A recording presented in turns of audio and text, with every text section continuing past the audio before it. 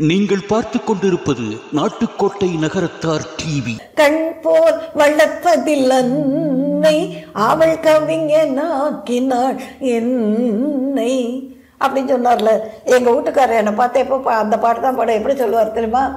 உன்னை கரம் பிடித்தேன் வாழ்க்கை ஒளிமயமானதடி, பொன்னை மணந்ததனால் சபையில் புகழும் வளர்ந்ததடி அப்படின்னு சொல்லுவார். ஏன்னா முருகா எனவோர் தரமோதடியார் முடிமீது இருந்தால் புனைவோன் என்னார் அருணகிரிநாதர். முருகான்னு ஒரு தடவை சொன்னால் இரு காலையும் கொண்டு தலைய வச்சிருவானா. அது மாதிரி நம்ம சிவாயான்னு சொன்னாலோ சரவண பவான்னு சொன்னாலோ ஓம் சக்தின்னு சொன்னாலோ ஏதோ ஒரு நாமத்தை ஐயப்பான்னு சொன்னாலோ அந்த நாமத்தை சொல்ல சொல்ல உரு ஏற ஏற ஏற நமக்கு சக்தி வருது. அவ்வளவுதான். 3 ராஜாக்கள் உட்காந்துருப்பாங்க. இவருடைய உட்காந்துட்டு இப்படி வாக்கிங்ஸுக்கு இப்படி பிடிச்சிட்டு, இவன் என் மக சரசு எந்திரி. இவர் யார் தெரியுமா? வாக்கிங் சிக்காலு. இவர் யார் தெரியுமா? தெரியும். ராமநாத சேதுபதி, ராமநாதபுரம் ராஜா, தமிழ் வளர்த்த சேதுபதி. அடுத்து உட்கார்ந்துருக்கிறது தெரியுமில்ல, எங்க ராஜா. அது என்ன எங்க ராஜா? எங்க செட்டிநாட்டு ராஜா. அது எங்க ராஜான்னு. அடுத்து வராது எங்க மாவட்டத்துக்கு ராஜா கார்த்திகேயன். இந்த ராஜாக்கள்லாம் அவங்கள பார்க்க எல்லாரும் கப்பம் கட்டுவாங்க. இப்ப பாரு, அவங்கெல்லாம் எனக்கு கொண்டு பழத்தையும் காசையும் எல்லாத்தையும் கொடுத்து தமிழ் கேட்குறாங்க. பார்த்தியா? அதுதான் தமிழ். திருக்குறளை பற்றி பட்டிமன்ற வேதம் போட்டுங்க. நான் சொன்னேன் எல்லா பொருளும் திருக்குறள் இருக்கான்னு கேட்டேங்க. என் மாணவி ஒரு நாள் கேட்டப்ப எல்லாம் குடும்ப கட்டுப்பாடுங்கிறாங்களே, அது இருக்கா உங்க திருக்குறள் கேட்டா இருக்கு. ஒரு பொண்ணு ஒரு பையன் போறோம்னு சொல்லிடு. எங்க சொல்லியிருக்காரு அப்படின்னு கேட்குறாரு. கலைஞர் கேட்குறாரு எங்க சொல்லியிருக்காரு? ஒரு பொண்ணு ஒரு பையன் போறோன்னு எங்க சொல்லியிருக்காரு? நானும் தான் திருக்குறள் படிச்சிருக்கேன். சென்னையில் வைர நகைகள் வாங்க R Arunachalam, A Ramnath, smart diamonds, traditionally modern jewellery, T Nagar, Chennai. ஆன்மீக ஆனந்தம் தரும் சிவம் திருநீர் அணிந்து சிந்தை குளிர்வீர். உங்கள் வாழ்வு சிறக்க சிவம் திருநீர் அணிவீர். வைர நகைகளின் வியாபார சாம்ராஜ்யம் சென்னை கோடம்பாக்கத்தில் KNC diamonds, carat and carat, Arimalam Muthu Kannan, Ranganayaki Kannan. ஆன்மீக சுற்றுலா அல்லது இன்ப சுற்றுலா செல்ல வேண்டுமா? தொடர்பு கொள்ளுங்கள். Sri Murugan travel agency, number 10, வடக்கு ஆவணி மூலவீதி, மதுரை. உங்களுடைய தொண்டு தொடரட்டுமா? அப்புறம் நீங்கள் பேராசிரியராக இருந்திருக்கீங்க. உங்களுடைய பழைய மாணவர்களில் சிறப்புமிக்க மாணவர்கள், அந்த நினைவுகளை கொஞ்சம். நிறைய இருக்காங்க. இப்போ கனடாவில் எங்கள் கல்லூரியில் படித்த ஒரு பொண்ணு வள்ளியம்மைன்னு, அவங்க ஒரு மாகாணத்துக்கே நீதிபதியா. அவங்க உங்க ஸ்டூடெண்டா? காரைக்குடி பொண்ணு. அதே மாதிரி இங்கே டாக்டர் தாமரை எங்கள் கல்லூரியில் தான் படித்தாங்க. இன்னைக்கு நான் போனேன்னா எந்திரிச்சு வணங்குறாங்க. அவங்களுக்கு 70 வயசாச்சு. அவங்க அப்பாவே பெரிய பேராசிரியர், தேசிகன்னு பெரிய கவிஞர், செட்டிநாட்டில் தெரியும். அவர் வைஷ்ணவத்தில் தோய்ந்த புருஷோத்தம நாயுடைய மருமானவர். அவ்வளோ பெரிய கவிஞரோட பொண்ணு இவ்வளோ நிறைய நூலெல்லாம் எழுதுறா. அவள் எந்த நூல் எழுதினாலும் நான் தான் அதுக்கு அணிந்துரை கொடுக்கணும். அது எப்படியோ ஒரு பரிசு வாங்கிடுது. அது மிஸ் ராசி. செட்டிநாட்டில் நம்ம ரொம்ப ராசி பார்ப்போம். அது மாதிரி என்னோட மாணவின்னு சொல்லிக்கிறதுக்கு நிறைய பிள்ளைங்க இருக்காங்க, நிறைய பேராசிரியர்கள் இருக்காங்க, நிறைய கடல் கடந்த நாட்டிலெல்லாம் நல்லா இருக்காங்க. என்கிட்ட படித்த பொண்ணை நான் தான் மலேசியாவுக்கு அனுப்பிச்சேன், MS லக்ஷ்மின்னு. அவங்க இப்போ சிங்கப்பூரில் இருக்காங்க. அவங்க பெரிய எழுத்தாளர், பெரிய கவிஞர், நல்லா பேர் வாங்கியிருக்காங்கன்னா அவங்க என்ன சொல்ல, மிஸ் நீங்கள் தான் என்னை ஊக்குவிச்சிங்க அப்படின்னு சொல்லும்போது நமக்கு ஒரு மகிழ்ச்சி. எங்கிட்ட படித்த பிள்ளைய நிறைய பேர் எங்கள் கல்லூரியில் என்னுடைய பணிபுரிய வந்தாங்க. அப்படியெல்லாம் பார்க்கும்போது நமக்கு ஒன்றும் இல்லை. நான் சும்மா ஒரு நகை கடையில் போய் ஏதோ ரிப்பேர் பண்ண கொடுக்க போனேன். 5 நிமிஷத்துக்குள்ள 3 மாணவிகள் வந்துட்டாங்க. ஒரு பொண்ணு சொல்கிறாங்க, அம்மா நான் வளையப்பட்டி உங்ககிட்ட தான் படித்தேன், ரொம்ப சந்தோஷமா. அடுத்த ஒரு பொண்ணு, அம்மா நான் இத்தனை நாள் மலேசியாவில் இருந்தேன், வந்துட்டேன், நான் இப்போ காரைக்குடிக்கு தான் வந்திருக்கேன், என் பொண்ணுக்கு கல்யாணம் வச்சுருக்கேன், நீங்கள் மிஸ் ஆசிரியர். அப்படி சொல்லும்போது நம்ம ஏதோ அந்த ஆசிரியர் தொழிலையும் ஒரு நல்ல ஆசிரியையாக இருந்திருக்கோம் அந்த பிள்ளைகளுக்கு நல்லதெல்லாம் சொல்லி கொடுத்துருக்கோம், மரியாதை கற்றுக் கொடுத்துருக்கோம், அவங்க நல்லா இருக்காங்கன்றது நமக்கு ரொம்ப மகிழ்ச்சி. இந்த இளைய சமுதாயத்துக்கு நீங்கள் என்ன சொல்ல வர்றீங்க அப்படிங்கிறது? ஏன்னா அது ரொம்ப இளைய சமுதாயம் நம்ம உண்மையிலேயே ஓரளவு நம்ம கலாச்சாரத்தை பண்பாட்டை மறக்காமல் இருக்கிறவங்க நகரத்தார். அமெரிக்காவில் இருந்தால் கூட நம்முடைய திருமுறையை இங்கிலீஷில் எழுதியாவது பாடுற அளவுக்கு வந்துட்டாங்க. அங்கே போனால் கூட நம்ம பிள்ளையார் நோன்பை கொண்டாடுறாங்க. அங்கே ஒரு நகரத்தார் சங்கம்னு வச்சு 4 பேர் ஒன்றா கூடுறாங்க, ஒரு கோயிலுக்கு போகிறாங்க. இதெல்லாம் ரொம்ப வரவேற்கத்தக்கது. அது எல்லா சமுதாயத்துலேயும் வரணும். இந்த ரொம்ப அல்ட்ரா மாடர்ன் கலப்பு திருமணங்கிறதே நகரத்தாரில் ரொம்ப குறைச்சல். இப்போ பார்த்தா கொஞ்சம். அதே மாதிரி இந்த விவாகரத்து மன முறிவு முந்தையெல்லாம் இவ்வளவு கிடையவே கிடையாது. இப்போ அது கொஞ்சம் பிராமின்ஸ் செட்டியார்கள் 2 பேரும் கொஞ்சம் பயந்துட்டு இருந்தாங்க, ஒருவனுக்கு ஒருத்திங்கிறதுல இருந்தாங்க. இப்போ 2 சமுதாயமே கொஞ்சம் மாறி போச்சு. ரொம்ப படித்து ரொம்ப பணம் சம்பாதிக்கிற சமுதாயத்தில் மாற்றங்கள் வருது. அதெல்லாம் நமக்கு வேண்டாம். நமக்குன்னு அவங்களுக்கு நீங்கள் இப்போ வருத்தத்துக்குரிய விஷயம் எங்களது நிறைய விவாகரத்துகள் இருக்குது. அவங்களுக்கு நீங்கள் என்ன சொல்ல வர்றீங்க? ஏன்னா நீங்கள்லாம் நான் சொல்கிறேன், விட்டு கொடுத்தவங்க கெட்டு போனதில்லை. ஒரு குடும்பங்கிறதுல இத்தனையோ இருக்கும். பிரிட்டிஷ்காரங்க ஒரு பொம்பளை சொன்னாலும் அவர் கொரட்டை விடுறாரு, என்னால் தூங்க முடியல, டைவர்ஸ். இதெல்லாம் காரணமா நம்ம பெரியவங்க இருந்த மாதிரி புருஷன்னா கொண்டாட்டி அடிக்கணும்னு நான் சொல்லலை. புருஷன்னா உட்காந்து கால் மேலே கால் போட்டு காப்பி கொண்டு வா அப்படியெல்லாம் அட்டகாசம் பண்ணணும்னு சொல்லலை. 2 பேரும் ஒத்துப்போங்க. நீ ஒரு உதவி இப்போ அமெரிக்காவில் இருக்காங்கன்னா இங்கே மாதிரி வேலைக்காரங்கெல்லாம் பார்க்க முடியாது, 2 பேரும் பார்க்கணும். அப்போ நம்ம செட்டியார் திண்ணையில் உட்காந்துக்கிட்டு நான் ஆட்சி என்ன பண்ணுறாங்க, அது கூட ஆட்சிக்கு மரியாதை கொடுப்பாங்க. ஆட்சி என்ன பண்ணுறாங்கம்பாங்க, என்னடி பண்ணுறேன்னு கேட்க மாட்டாங்க இல்லையா? அதெல்லாம் நல்ல மரியாதை கொடுப்பாங்க. பெண்களை ஆட்சி புறப்பட்டாங்களா அப்படின்னு கேட்பாங்க. அது மாதிரி ஏங்குறேன் அப்படிம்பாங்க. நல்லா ஏங்குறாரு அப்படிம்பாருங்க, வேடிக்கையா ஏங்குறேன் அப்படிம்பாரு செட்டியாரு. நல்லா ஏங்குறீங்க ஐயா, நான் அப்படிதான்ப்பா சொல்லுவேன். அப்புறம் அடுத்து என்ன சொல்லுவீங்க, உன்னைய தாங்குறேன் அப்படிம்பீங்க, தாங்கிட்டு இருப்பீங்க அப்படின்னு வேடிக்கையாக சொல்கிறது உண்டு. மரியாதை கொடுப்பாங்க. பெண்களுக்கு நல்ல சிறப்பு கொடுக்குறாங்க. பெண்களுக்கு தாய் வீட்டு சீதனம் முதுகெலும்பு மாதிரி இருக்குது, எல்லாம் இருக்குது. ஆனாலும் நம்ம பழைய கலாச்சாரத்தை மறக்கக்கூடாது. நம்ம இனத்துக்குன்னு ஒரு கலாச்சாரம் உண்டு. இன்னைக்கு தப்பாக சொல்லலை, ஜாதி வேணும்னு நான் சொல்லலை. ஆனால் ஒவ்வொரு ஜாதிக்கும் சில பண்பாடு உண்டு. அதை நீங்கள் விட்டுறக்கூடாது. எந்த நாட்டில் இருந்தாலும் நம்ம குலம். இப்போ நான் ஒருத்தரை பார்த்த உடனே கரெக்டாக நீங்கள் செட்டியார் நாட்டுக்கோட்டை நகரத்தார் தானேன்னு கேட்பேன். ஒரு ஆட்சி எங்கேயோ உட்காந்த நீங்கள் ஆட்சி செட்டிநாடு தானே எனக்கு தெரியுமே. அவங்க தோற்றம், அவங்க திருநீர் பூசுறது, அவங்க சந்தனம் வைக்கிறது, அவங்க நடந்துக்கிறது, அவங்க பேசுறது, அதை பார்த்தாலே தெரியும் நமக்கு. அது மாதிரி நமக்குன்னு ஒரு கலாச்சாரம் உண்டு. நம்ம திருநீர் பூசன்னா பூசித்தான் உட்காடுறீங்கல்ல, அது நம்மோட கலாச்சாரம். சின்ன வயசுலேருந்து அப்பா அம்மா சொல்லி நம்ம யாருக்காக மாற்றிக்க தேவையில்லை. நம்ம சாமி கும்பிட்டு தான் ஒரு காரியத்தை ஆரம்பிப்போம், அதை மாற்ற வேண்டிய தேவையில்லை. பிள்ளையார் சொல்லி போட்டு தான் நான் இன்னைக்கு எழுத ஆரம்பிப்பேன், மாற்ற தேவையில்லை. யாருக்காகவும் நம்ம மாறிக்க வேண்டாங்க. நம்ம கலாச்சாரத்தை நம்ம தான் காப்பாற்றணும், நம்ம குழந்தைகள் தான் காப்பாற்றணும். நமக்குன்னு இருக்கிற பண்பாட்டை மாற்றவே கூடாதுங்க.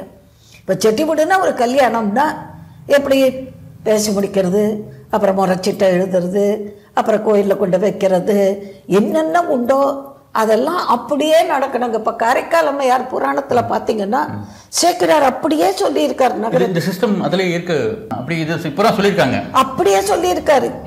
மகள் பேசி இந்த பொண்ணை பேசுறதுங்கிறாங்கல்ல, பெரியவங்களை விட்டு பேச வைக்கிறது, அப்படி எல்லாத்தையும். அப்போ காரைக்கால் அம்மையார் புராணத்தில் சேக்கிழாரே நகரத்தார் திருமணத்தை பற்றி அவ்வளோ பெருமையாக சொல்கிறாருன்னா, அப்போ நம்ம பண்பாட்டை நம்ம ஏன் விட்டு கொடுக்கணும் மற்றவங்களுக்காக? நகரத்தார்கள் ஓரளவு விட்டு கொடுக்காம நல்லா இருக்காங்க. ஒரு வேடிக்கை சொல்லணும்னா, நான் உங்களை மாதிரியே ரொம்ப ராசி பார்ப்பேன். ஒரு நகை வாங்கினா கூட இந்த கடையில் வாங்கினா தொடர்ந்து வாங்குவோம், இந்த கடையில் பட்டுச்சேலை எடுத்தால் தொடர்ந்து வாங்குவோம். நான் இதை ரொம்ப பார்ப்பேன். எங்கள் ஊரில் சோலைப்பு செட்டியார்னு ஒருத்தருடைய மணி விழாவுக்கு போனேன். அந்த மணி விழாவில் வாழ்த்தி அவருக்கு 2 பையங்க. மூத்த பையன் கல்யாணத்தில் வாழ்த்தினேன்.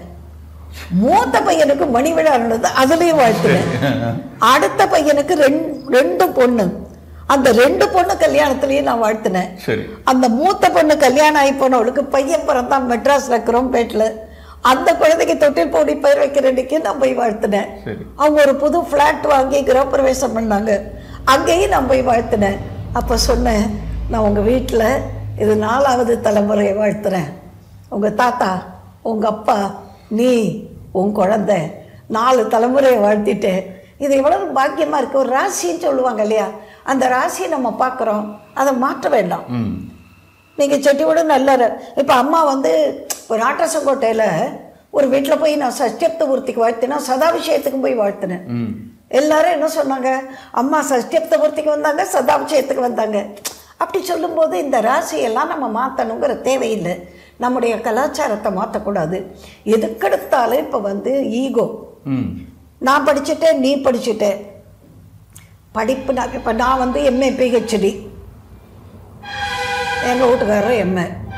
இப்போ என்ன குறைஞ்சி போச்சு, அவர் இல்லாமல் நான் எப்படி வந்தேன்? அவர் தானே என்ன தூக்கி விட்டாரு, படி வேலை பாரு, நான் வேலையை விட்டுறேன் அப்படின்னு ஓடி வருவேன் வச்சுக்கிட்டு காலேஜ்லேருந்து. சரி, நீ முழு வேலையை பார்ப்ப, ஃபுல் சர்வீஸ் பண்ணுவ, ஃபுல் பென்ஷன் வாங்குவ, உன் பென்ஷன் பண்ணால் நல்ல காரியத்துக்கெல்லாம் போகும்னு சொல்லுவாருங்க. அப்போவே அவர் இறக்கும் போதே கிட்ட சொல்லிட்டு போனது, உன் பென்ஷன்லாம் நல்ல காரியத்துக்கு தான் போகும் அப்படின்னு சொல்லுவார். அவர் அப்படி தூண்டலைன்னா நான் ஃபுல் சர்வீஸ் பண்ணியிருக்க மாட்டேன். ஒரு நாள் கோச்சிங். அந்த பணிச்சுமையை எப்படி 2 பேரும் பகிர்ந்துக்குவீங்களா? நீங்களும் பேராசிரியை, ஆமா, அவங்களும் வந்து வேலை பார்க்க பணிச்சுமையை 2 பேரும் எல்லாம் பண்ணுவாங்க, தப்பே கிடையாது. நான் காலையில அவசரமா சமைச்சுட்டு இருப்பேன், பிள்ளைங்க ஸ்கூலுக்கு போனோம், காய் நறுக்கி கொடுப்பாரு, தேங்காய் துருவி கொடுப்பாரு, தப்பே கிடையாது. இப்ப யாராவது கெஸ்ட் வந்திருக்காங்க, நான் ஏதாவது பேசிக்கிட்டு இருப்பேன், அவர் உள்ள போய் பால் வச்சுட்டு பால் ரெடி வாரு, அப்புறம் போய் நான் காப்பியை கலந்துட்டு வரேன்.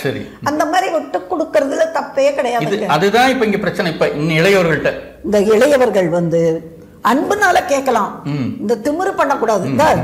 நான் உன்னோட சம்பாதிக்கிறேன், நான் சமைக்க மாட்டேன், நீ தான் சமைக்கணும், அந்த மாதிரி பண்ணாதான் வம்பு வரும். வேலை பார்க்குறவங்களும் இருப்பாங்க, இல்லாதவங்களும் இருப்பாங்க, கடை வச்சவங்களும் இருப்பாங்க, ஐடியில் வேலை பார்க்குறவங்களும். பணத்தில் இல்லைங்க வாழ்க்கை, மனசில் தான் இருக்கு. கண்ணதாசன் எவ்வளோ அழகு, எவ்வளவு கவித்துவம். பொன்னம்மா ஆட்சிக்கு கொஞ்சம் காது கேட்காது. ஆனால் அவர் என்ன சொல்லி சொன்னார் தெரியுமா? தாழையாம் பூ முடிச்சு தடம் பார்த்து நடை நடந்து வாழையிலை போல எந்த வாசலுக்கு வந்த மயில், செவிகள் பழுதானாலும் சேவை சிறப்பால் என் கவிகள் பழுதாகாமல் காத்து வந்த ராசாத்தி. அந்த அம்மாக்கு காது கேட்கலன்னா என்ன? எனக்கு இவ்வளவு பண்ணி கொடுத்து கொத்துமல்லி சட்னியும் கோவைக்காய் பொரியலுமா இவ்வளவு பண்ணி போட்டு எனக்கு சாப்பாடு மட்டும் கொடுக்கல, கண் போல் வளர்ப்பதில் அன்னை அவள் கவிஞனாக்கினாள் என்னை அப்படின்னு சொன்னார்ல எங்க வீட்டுக்காரர். என்னை பார்த்து எப்போ அந்த பாட்டு தான் பாட எப்படி சொல்லுவார் தெரியுமா? உன்னை கரம் பிடித்தேன் வாழ்க்கை ஒளிமயமானதடி, பொன்னை மணந்ததனால் சபையில் புகழும் வளர்ந்ததடி அப்படின்னு சொல்லுவாரு. நான் சொன்னேன், என்ன எல்லாருக்கும் வேண்டாது, உங்களால தான் நம்மம்மா அப்படின்னு சொல்லுவேன். 2 பேரும் பட்டிமன்றமா பேசுவோம். அப்படி ரொம்ப பேசுவீங்க. ஆமா, அவர் ரொம்ப அழகா நகைச்சுவையா பேசுவாரு, நல்ல இயல்பா பேசுவாரு. ராவணக்காரனா என்ன சொல்லுவாரு? அவை கொஞ்சம் தூங்கி விடியுது ராமநாதா, போ கொஞ்சம் கலகலப்பு பண்ணு அப்படிம்பாரு. அந்த அளவுக்கு ஒருவருக்கு ஒரு. நாங்கள் என்ன குறைச்சி போனோங்க, நாங்கள் கோடி சேர்க்கலை, ஒரு சாதாரண வீடு தான், குழந்தைகளுக்கு சாதாரணமாக படிக்க வச்சோம், சாதாரண இடத்துல தான் எல்லாம் வேலையெல்லாம் வாங்கி கொடுத்தோம். நாங்கள் இப்போ என்ன குறைஞ்சி போயிட்டோம், கோடீஸ்வரன் சாப்பிட்ற மாதிரி தான் நாங்களும் சாப்பிட்றோம். ஒரு நிமிஷம் என்ன உடுத்த போகிறோம், ஒரு 7000 ரூபாய் பட்டு படவே இன்னைக்கு ஒரு நேரம் உடுத்தலாம், 1 லட்சம் ரூபாய் படவேனாலும் ஒன்று தானே உடுத்த முடியும். இதுக்கு மேலே பணம் பணம் பணம். பணத்தில் மட்டும் வாழ்க்கை இல்லைங்க, குணத்தில் தான் இருக்கு. அந்த குணத்தை ஆலம் விழுதுகள் போல் உறவுகள் 1000 வந்தும் என்ன வேறு என நீ இருந்தாய், அதில் நான் விழுந்து விடாதிருந்தேன். வேறு மாதிரி இருக்கணும் மனைவி. சேக்கடார் சொல்லுவார், மனையரத்தின் வேறாக விளங்கு திருவெண்காட்டு நங்கை. மனையரத்தின் வேர், அப்படி வேறா பெண்கள் இருக்கணும், வேறா போயிடக்கூடாது. ஆக இந்த குடும்பங்களை வந்து கட்டி காப்பாத்துல பெரிய பெருமை ஆட்சிமார்கள்ட்ட தான் இருக்கு. அது பெரிய ஆட்சிமார்களோ அதுக்கு இன்னைக்கு கல்யாணம் ஆட்சியோ விட்டு கொடுத்து அன்பால் அரவணைச்சு, பணம் மட்டுமே பெருசு இல்லை, முன்னோர்கள் தர்மத்தால் தான் பெருமை அடைஞ்சாங்க. ஒரு கோயில், ஒரு செட்டியார்னு சொன்னால் ஒரு பிள்ளையார் கோயிலாவது கட்டியிருப்பார், ஒரு ஊரணியை வெட்டியிருப்பார், ஏதோ ஒரு பசுமடம் வச்சுருப்பார், ஒரு பாடசாலை வச்சுருப்பார், ஒரு பள்ளிக்கூடம் கட்டியிருப்பார். அவங்க பேரெல்லாம் தான் இன்றைக்கி விளங்குது. 100 வருஷத்துக்கு முன்னாலேயே ஓயார் பேர அருணாச்சலம் செட்டியார் இங்கே பள்ளிக்கூடம் கட்டினார். அங்கே காரைக்குடியில் மீனாட்சி சுந்தரேஸ்வரா பள்ளி, தேவகோட்டையில் நகரத்தார் ஸ்ரீ மீனாட்சி வித்யா பரிபாலன சங்கம், இப்படி பள்ளிக்கூடங்கள்லாம் 100 வருஷத்துக்கு முன்னாடியே கட்டினவங்கன்னா அவங்க பேர் விளங்குது. கல்லூரி ஏற்படுத்தினாங்கன்னா பேர் விளங்குது. அது மாதிரி நம்ம இருக்கணும். நான் போயிட்டாலும் சரஸ்வதின்னு ஒரு பேராசிரியர் இருந்தான்னு எங்கேயோ இருக்கிற மாணவி சொல்லுவான், இந்த மச்சுக்கிட்டத்தான் நான் படித்தேன், அப்போ எனக்கு என் பேர் நிற்கும். எங்கேயாவது ஒரு ஊரில் ஒரு மன்றம், குருவிக்கொண்டாம்பட்டியில் கவிமணி மன்றம் அல்லது மேலைச்சூபரியில் வள்ளுவர் மன்றம், அங்கே போய் நின்னீங்கன்னா எங்கேயோ ஒரு ஃபோட்டோவில் இந்த சரஸ்வதி அம்மா நம்ம ஊருக்கு வந்திருக்காங்க. இதுதாங்க நான் பெற போகிறது. நம்ம உடம்பு போனாலும் நம்ம புகழ் நிற்கணும்னா எதையாவது கொஞ்சம் சாதிக்கணும், எதுக்காவது ஒரு பயன்படணும். அதுக்கு குடும்பங்கள் நல்லா இருந்தால் தான் சமுதாயம் நல்லா இருக்கும். ஆக அந்த குடும்பத்தில் பெண்களுக்குத்தான் நிறைய பொறுப்பை நான் சொல்லுவேன். ஏன்னா ஆண்கள் பல இடத்துக்கு போகிறவங்க, அவங்களுக்கு பல டென்ஷன் இருக்கலாம். அந்த ஆற்று வைக்கிறது யாருன்னா பெண்ணு தான். அதனால் பெண்கள் கொஞ்சம் பொறுமையாக இருந்துட்டா, பாரம்பரியத்தை காப்பாற்றிட்டா, கலாச்சாரத்தை காப்பாற்றிட்டா, நகரத்தார் இனம் மாதிரி உலகத்திலேயே நாகரிகத்திலும் பண்பாட்டிலும் சிறந்த இனம் கிடையாது. மகாபெரிவா சொன்னதை நான் 1000 தடவை சொல்கிறேன் கோவிலில். இப்போ நீங்கள் எனக்கு கொடுக்க போகிறீங்க பணம்னெல்லாம் நான் எதிர்பார்த்து சொல்லலை. நகரத்தார்கள் இல்லைன்னா இந்த தமிழ் மறந்துருப்போம். நம்ம ஈழத்தில் ஈழத்தமிழர்கள், யாழ்ப்பாணத்தில், தமிழ்நாட்டை பொறுத்த வரைக்கும் தமிழ், திருமுறைகள், வேதம், பசுமடம், கோவில்கள், அந்த கோவில் பூஜை முறைகள் எல்லாத்துக்கும் ஒரு பாரம்பரியப்படி நடக்கிற மரபு சார்ந்த கலாச்சாரம் அதெல்லாம் நகரத்தார்களுடையது.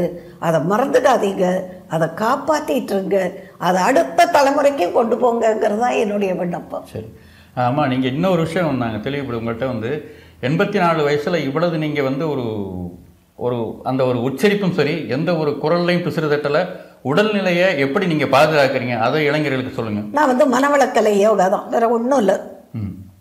மூச்சு பயிற்சி, தியானம், நிறைய பாராயணம் தான். இப்போ நான் ரொம்ப நடந்து கிடந்து கோயிலுக்கெல்லாம் போகிறதில்ல. வீட்டுக்குள்ளே உட்காந்து இறைவன் நாமம், இந்த உரு ஏற திரு ஏறும்பாங்க, நிறைய பாராயணம். நல்ல எல்லாரும் நல்லா இருக்கணும். வாழ்க காலையில் எழுந்திரிச்சா ஒரு 50 பதிவாவது வாழ்க வளமுடன் வாழ்க வளமுடன். அதை போடும்போது மனசார வாழ்த்திக்கிட்டே போடுவேன். வாழ்க வளமுடன், அவங்க முகம் தெரியும், அவங்க குடும்பம் தெரியும், வாழ்க வளமுடன். அதுவே ஒரு ஆரோக்கியம். மூச்சு பயிற்சி தான் பண்ணுறேன், வேறு எதுவும் பண்ணலை. யோகாங்கிறது மூச்சு பயிற்சி மட்டும். சாப்பாடெல்லாம் அளவாக தான் சாப்பிட்றேன். இன்னும் நான் பெரிய யோகா எக்ஸசைஸ் எல்லாம் ஒன்றும் பண்ணுறதில்ல. எப்போ பார்த்தாலும் தியானம், நிறைய இறைவன் திருநாமத்தை நிறைய சொல்கிறேன். அதை சொல்ல சொல்ல நம்ம சொல்கிறதெல்லாம் பலிக்குது. நான் யாருக்காக ஏதாவது வேண்டின்னா, நான் எனக்குன்னு வேண்டுறேன், அவங்களுக்காக வேண்டின்னா நடக்கிறது அது. அதுக்கு காரணம் இறைவன் திருநாமத்தை நிறைய சொல்கிறோம். ஏன்னா முருகா எனவோர் தரமோதடியார் முடிமீது இருதாள் புனைவோ நேன்னார் அருணகிரிநாதர். முருகான்னு ஒரு தடவை சொன்னால் 2 காலையும் கொண்டு வந்து தலைய வச்சுருவானா. அது மாதிரி நம்ம சிவாயான்னு சொன்னாலோ, சரவண பவான்னு சொன்னாலோ, ஓம் சக்தின்னு சொன்னாலோ, ஏதோ ஒரு நாமத்தை ஐயப்பான்னு சொன்னாலோ, அந்த நாமத்தை சொல்ல சொல்ல உரு ஏற ஏற ஏற நமக்கு சக்தி வருது. அவ்வளவுதான். நான் படித்த தமிழும் ஆன்மீகமும் தான் எனக்கு சக்தி, வேறு என்ன சக்தி? ரொம்ப இப்போ சாக்கா ஐயா பற்றி சொன்னீங்களே, சாக்கா ஐயா கொஞ்சம் கோபக்காரர் அப்படின்னு சொல்லுவாங்களே, அது எப்படி நீங்கள்? டிசிப்ளினரியன். கோபம்னா இப்போ எனக்கு கூட இந்த மாதிரி கோபம் வரும். இப்போ நீங்கள் 4 மணிக்கு வரேன்னு சொன்னால் நம்ம வாசலை பார்ப்பேன். அடுத்தவங்க நேரத்தை நமக்கு எடுத்துறேன். அவருக்கு வேற ஒன்றும் இல்லை, மேடையில் நாகரிகம் பண்ணணும், கண்ணா பின்னான் பேசப்படாது. இப்போ அரசியல் மேடை மாதிரி பேசக்கூடாது, கம்பன் கழுது. சரியான நேரத்துக்கு வந்துடணும், அவ்வளோதான். மற்றபடி அவர் மாதிரி ஒரு மனிதாபிமானம் உள்ளவர் பார்க்கவே முடியாது. ஒரு வருஷம் 4 நாள் எனக்கு நிகழ்ச்சி போட்டிருக்கார். முதல் நாள் கருத்தரங்கம், 2வது நாள் கவியரங்கம், 3வது நாள் பட்டிமண்டபம், நாட்டரசங்கோட்டையில் பேச்சு. 4 நாள் எனக்கு. நாளைக்கு கம்பர் விழா, இன்னைக்கு இரவு எங்கள் அப்பா இறந்துட்டேன். 4 நாள் ஆளு தேடணும். யாரும் வரலன்னா என்னை கூப்பிடாரு, நான் போயிடுவேன். 4 நிகழ்ச்சி அந்த வருஷம் 79. நல்ல ஞாபகம். பங்குனி மாதம் காலேஜுக்கு போயிட்டு வரேன், வீட்டுக்கு வரேன். அப்போல்லாம் லேண்ட்லைன் தான் ஃபோன். என்ன லேண்ட்லைனில் ஃபோன் வருதுன்னு பார்த்தாக்க 7:45 மணி. என் தம்பி ஒரேடி அழுக, அப்பா திடீர்னு ஹார்ட் அட்டாக்கு. நானும் என் கணவரும் அப்போல்லாம் ஒரு டாக்ஸி தான் இருக்கும். டாக்ஸி எடுத்துகிட்டு நேராக கம்பன் அடிப்படிகிட்ட போகிறோம். ஐயா, என்ன என்ன புருஷன் கொண்டாட்டி இங்கே வந்து, அப்பா அப்பா இருந்துட்டு இங்கே எதுக்கு நீ வந்த, நீ போ. ஐயா 4 நிகழ்ச்சி போட்டிருக்கீங்க, அதை எவனே வச்சு பார்த்துக்கிறேன், நீ போ.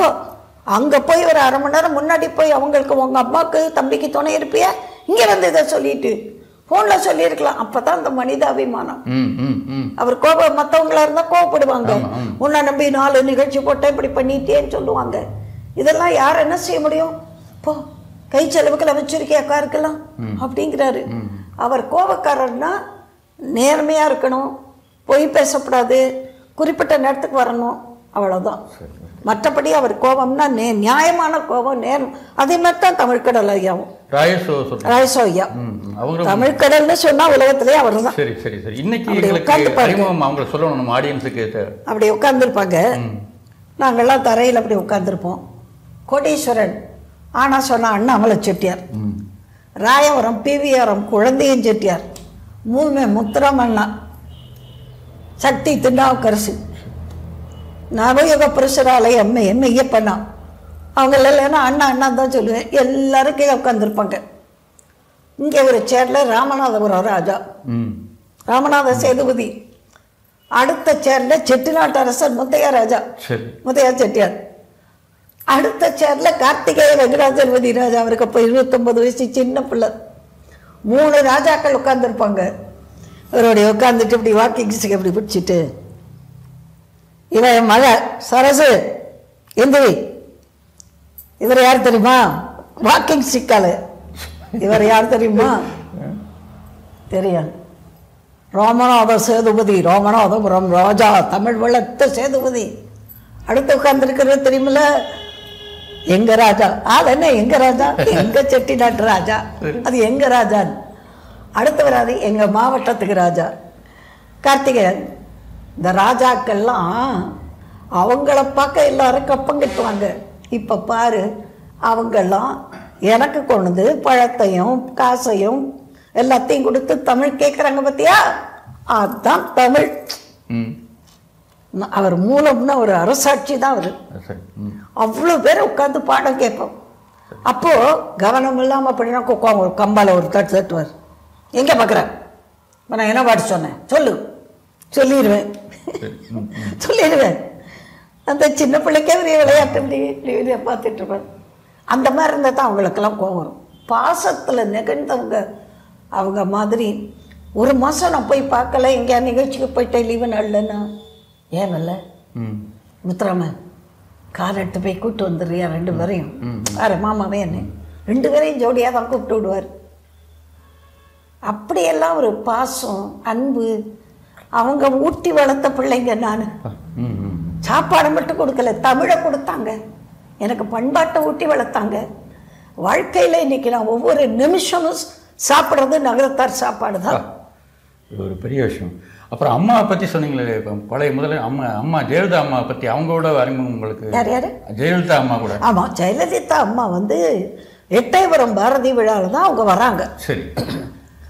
சினிமாவில் இருக்கும்போது எனக்கு வந்து இந்த கும்பக்கரையிலெல்லாம் ஷூட்டிங் எடுக்கும்போது நாங்கள் பார்த்துருக்கோம் தேனியில். சரி.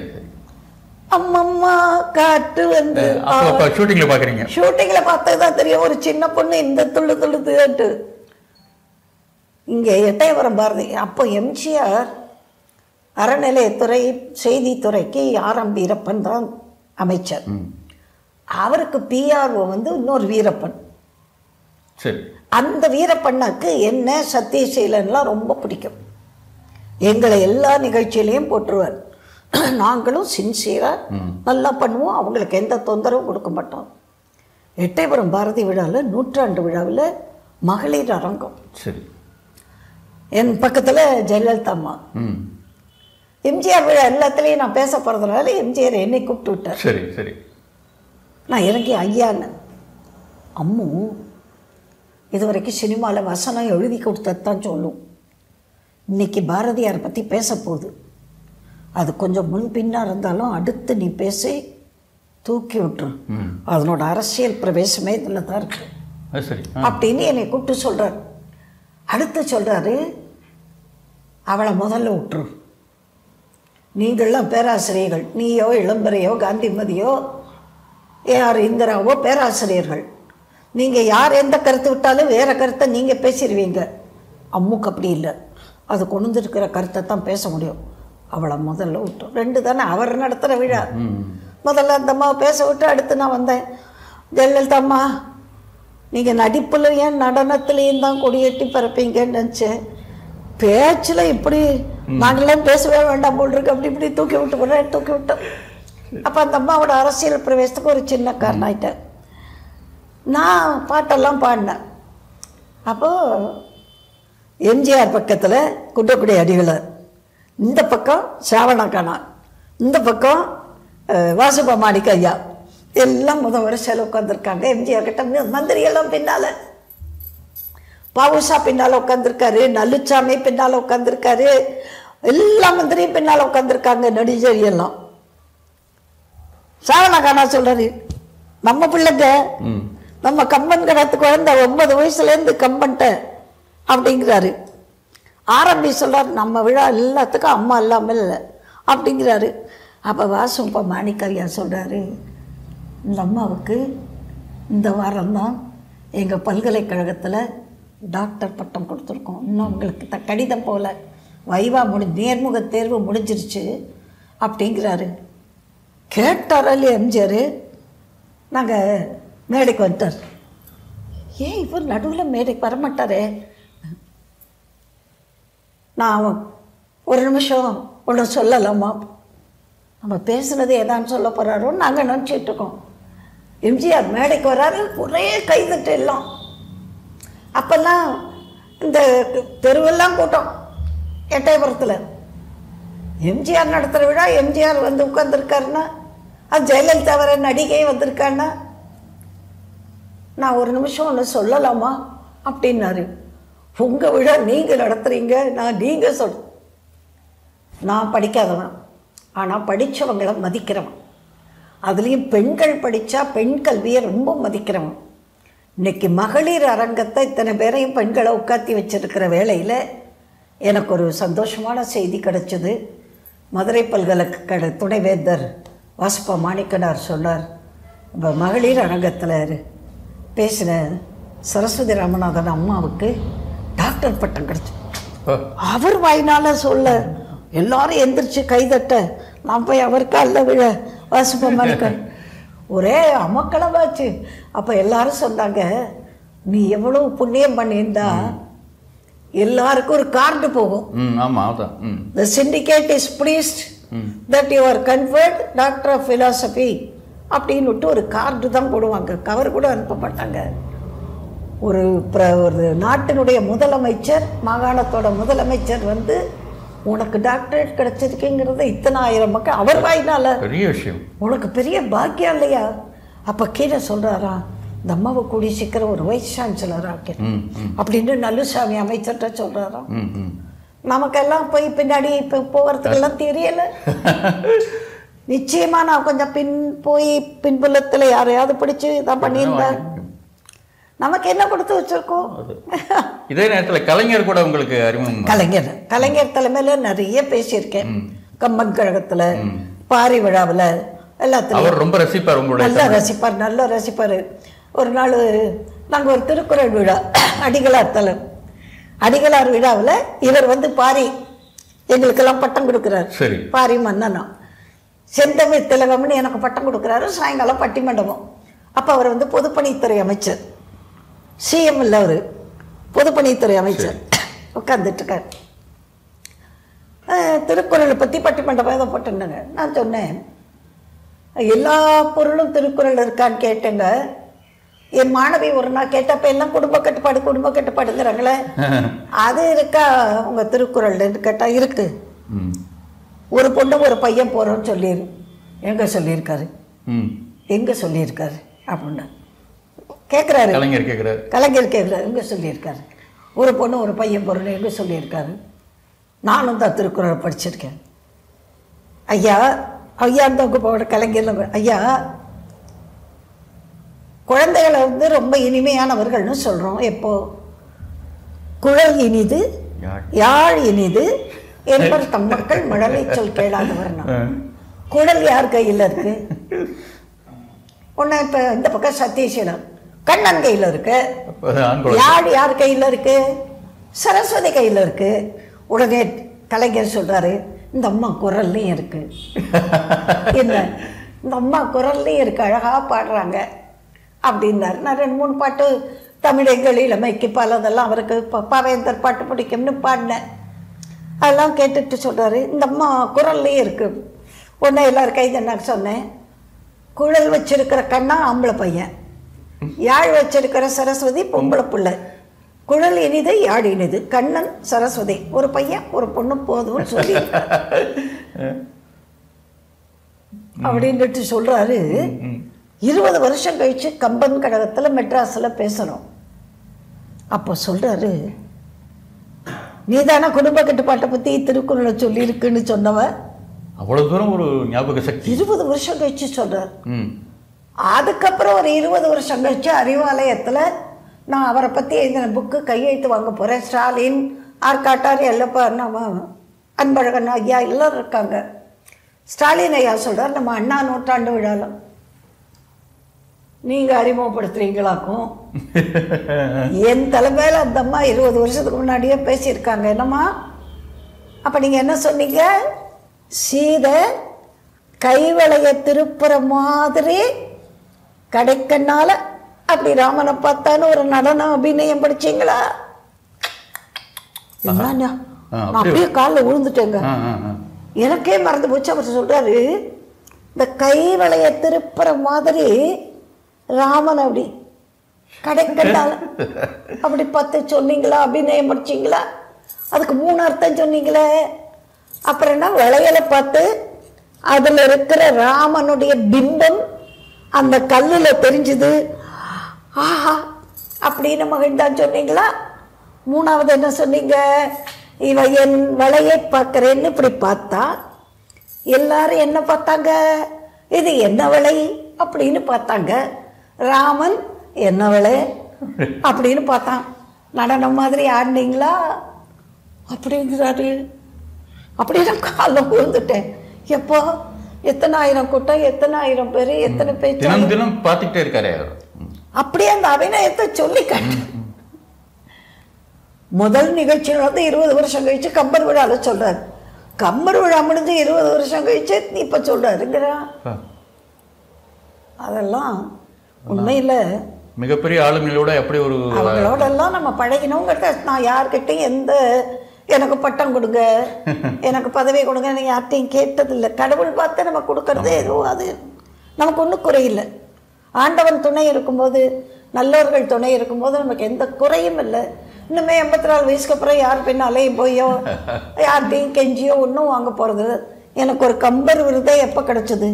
80 வயசு முடிஞ்சு 81வது வயசில் எடப்பாடி கவர்மெண்ட்டில், அதுவும் அந்த விஜயராகவன், ஔவை அருள் அவங்களாம் சேர்ந்து கம்பெனியே 9 வயசுலேருந்து பேசுகிற இந்த அம்மாவுக்கு நான் கம்பர் விருதை கொடுக்கலையேன்னு கேட்டு கொடுத்தாங்க. நான் மற்றபடி யார்கிட்டையும் அப்ளிகேஷன் கொடுத்து இது பட்டம் கொடு. எனக்கு காஞ்சி பெரியவா முதல்ல காவிய கலை மாமணின்னு பட்டம் கொடுத்தார். குன்றக்குடி அடிகளார் செந்தமிழ் திலகம்னு பட்டம் கொடுத்தார். திருச்சியில் முத்தமிழ் அரசின்னு பட்டம் கொடுத்தாங்க. இதெல்லாம் விட என்னங்க வேணும்? மக்கள் கொடுக்குற பட்டமும் பெரியவங்க கொடுக்குற பட்டமும் போதும். நம்ம அரசுகிட்டையோ யார்கிட்டையோ, நகரத்தார்கள்லாம் எனக்கு ஒவ்வொரு ஊரில் ஒரு பட்டம் கொடுக்குறாங்க. எனக்கு ரொம்ப மகிழ்ச்சியாக இருக்குது. எங்கள் ஐயா கம்பன் மாமணி விருது கொடுத்தாரு. ஐயா பேரால் எம்எஸ் அம்மா எனக்கு கம்பன் அடிப்படை விருது கொடுத்துருக்காங்க மெட்ராஸில். அதெல்லாம் போதுங்க. எது கிடைச்சிருக்கோ நான் ரொம்ப திருப்தியாக இருக்கேன். கடவுள் நம்மளை நல்லா வச்சுருக்கான். குறையொன்றும் இல்லை மறைமூர்த்தி கண்ணா. யாருக்குமே எந்த குறையும் இல்லை. நீங்காத செல்வம் நிறைந்து எல்லாரும் நல்லா இருக்கணும். அதுக்கு இறைவன் பேரை தயங்காமல் சொல்லுங்கள், மகிழ்ச்சியாக சொல்லுங்கள், மறவாமல் சொல்லுங்கள், இடைவிடாமல் சொல்லுங்கள். எல்லாரும் நல்லா இருப்போம். மகிழ்ச்சி. உங்களுடைய நேரத்தை எங்களுடைய தொலைக்காட்சிக்காக ஒதுக்கி இவ்வளவு பெரிய அனுபவத்தையும் நிறைய வாழ்வியல் சம்பந்தமான விஷயங்களையும் பகிர்ந்துக்கிட்டீங்க. இதுக்கு எங்களுடைய நேயர்கள் சார்பாகவும் எங்களுடைய நிறுவனத்தின் சார்பாகவும் நன்றியை தெரிவிச்சுக்கிறோமா. நன்றி. இத்தனை நேரம் பொறுமையோடு கேட்ட நேயர்களுக்கும் இந்த வாய்ப்பு கொடுத்த உங்கள் நகரத்தார் இணைய வழி தொலைக்காட்சிக்கும் இவ்வளோ சிரமப்பட்டு வந்த சிவாவுக்கும் முத்துராமனுக்கும் நன்றி. வணக்கம். வாழ்க வையகம், வாழ்க வளமுடன்.